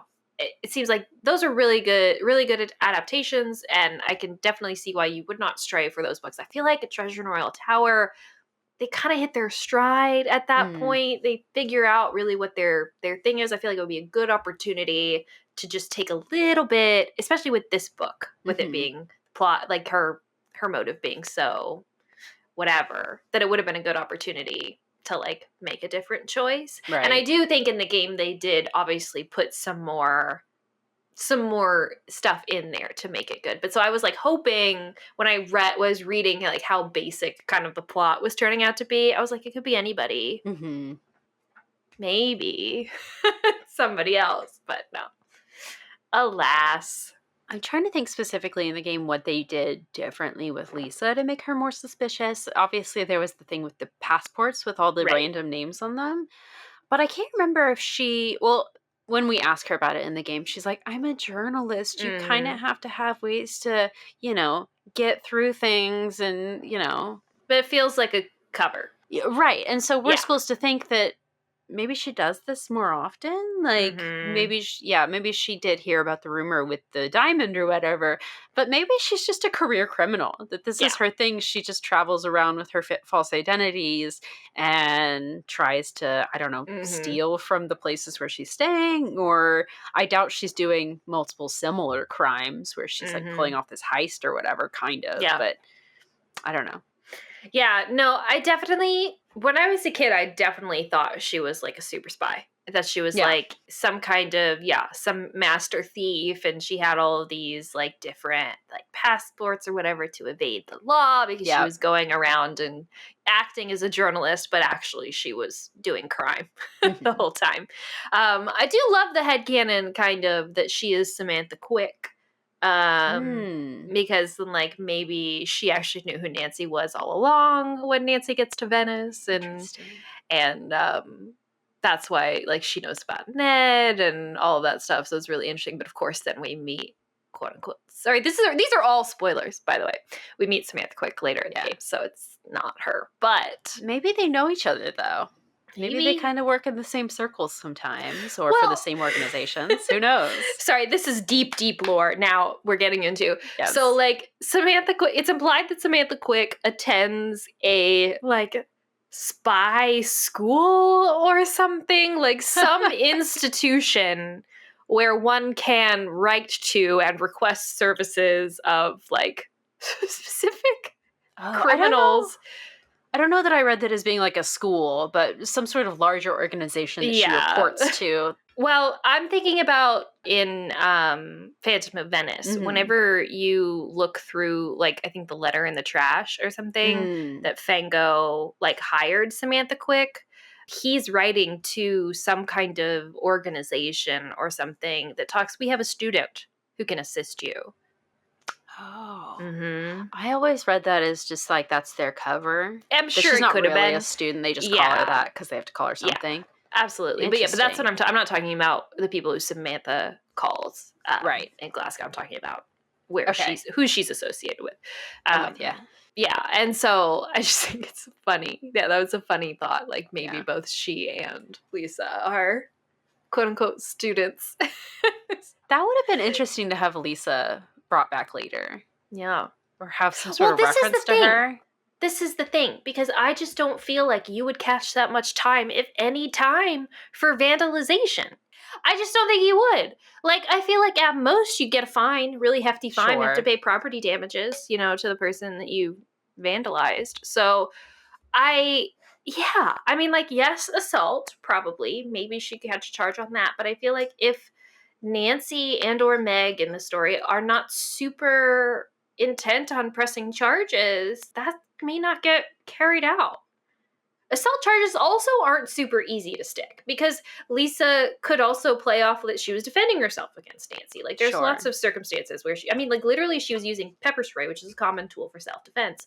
So maybe she can say, I tried to explain to Nancy that I was just going to take this diamond down to, the lanes or report it or whatever, but Nancy didn't believe me. She came out and attacked me. I had no choice but to defend myself, spray her with pepper spray. That's true. I could easily see a lawyer's argument for that and have Lisa get off. So, but she was arrested at the end. Like, the police fully take her away. That. So did they not say no? They only say that they take her downstairs. So Nancy said, "We're going to get you down that staircase and back to Mark and Christy's office, and after that, you may have a little visit from the local police." That's it. That's all we hear about what happens to Lisa. And then it's just Nancy telling everybody else what she learned from Lisa and, that evening.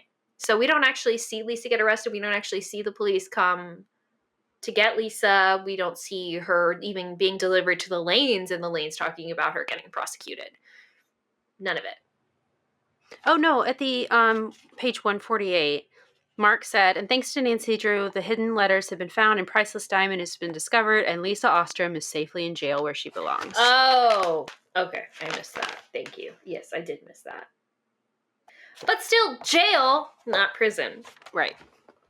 Which makes sense. She hasn't been tried yet, but correct. Still, yeah. Right. But I'm just saying, like, yeah, I don't know. I don't know that you could get those charges to stick. Interesting. Yeah. That would have been interesting to see come back. But yeah, no, I think that there are definitely some changes you can make to this book to improve it. And I think overall the changes that Her Interactive did make were excellent choices. Absolutely. Especially with adding in more interesting plot points to make it a little bit more fleshed out. The whole medallion plotline is not in the book at all, and it's a huge part of the game. Right. Yes. And of course, working with Professor Hotchkiss for, like, translation and research purposes, like, love that. We get a lot more background about Marie Antoinette in the game. And of course, it is actually Marie Antoinette's letters. It's not this Rochelle person. It really was her letters that she wrote. So it's a little bit more exciting in that respect. But yeah, it was cute. Yeah. Cute adaptation overall. Very, very well done. I can see why they made the changes or made the choices to make those changes. Yeah, definitely. I liked it, yes, but it did seem a little simple, a little boring, especially, because I read this after I played the game. So, yeah. The game is better, I'll say, but just reading the book made me appreciate the game even more. Yes. It's fun to see the source material. Yeah. Absolutely. And that's the whole point, Kori. Yeah. It's the whole point. That's why we chose this. So, yes. Mission accomplished. Flashlight score? Oh my gosh. Oh, I don't know. I think I want to give it a 4. It may not be all the way to a 4, but I love the game so much that I'm pulling from that love anyway. I think I think it was good. I think it was pretty standard, pretty run of the mill. I have given worse books a 3. Yeah. I feel like it could have been longer. I feel like if we'd had the full 20 chapters of the original 56 mystery stories, where the digest tend to have more like 16, I think if we'd had more time, it would have been definitely better. Yeah. Yeah, I'm just missing a little bit of the intrigue. Like, I think we definitely get the excitement. I think the environment is certainly there. Like the setting is grand. I think the characters even are good and have the potential to be more interesting. But it's just, there's just a little bit of that intrigue that's missing for me. And so because of that, I give it like a 3.5. I'll land at. It's not as low as a 3, but I think it could do a lot more to be exciting and interesting and be a book I would want to read again, So, yeah.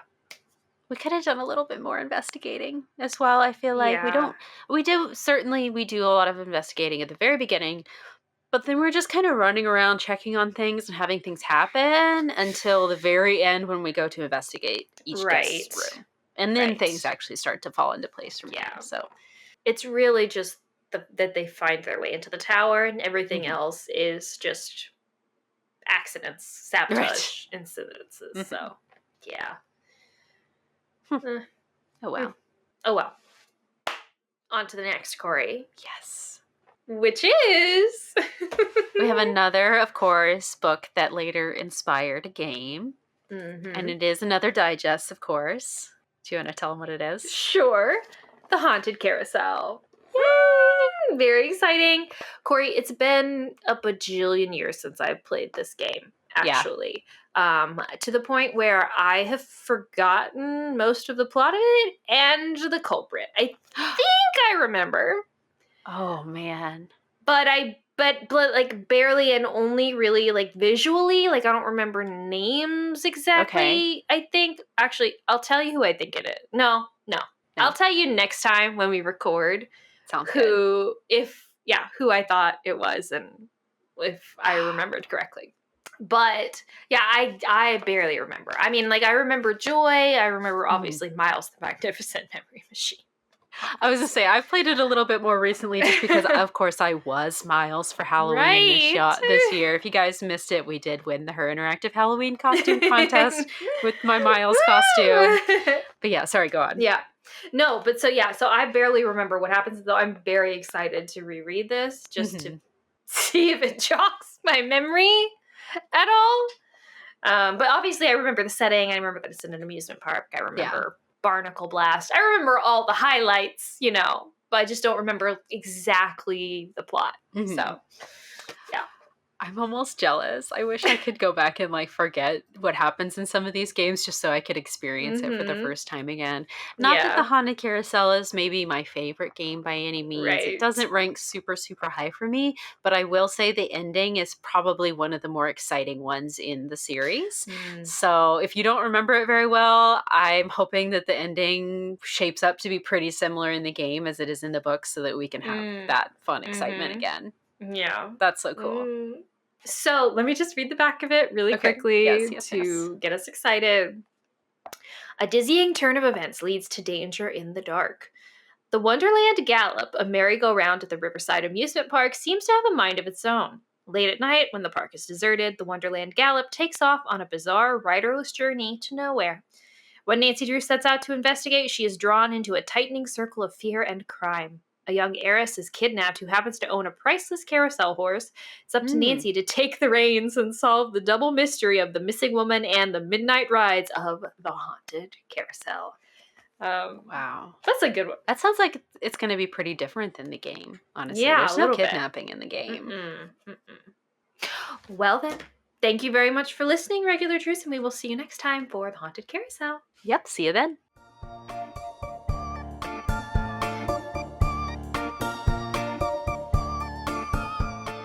Thank you for listening to Regular Nancy Drew.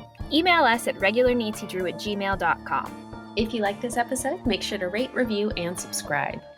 You can also follow us on Instagram at Regular Nancy Drew and Twitter at RegularND. You can also support us on Patreon. Patrons at the $3 level vote on upcoming episode topics and get exclusive access to our Scoop Sesh series. And all patrons receive early access to each episode as well as weekly bonus content. And to all you regular Drews out there, thanks for listening.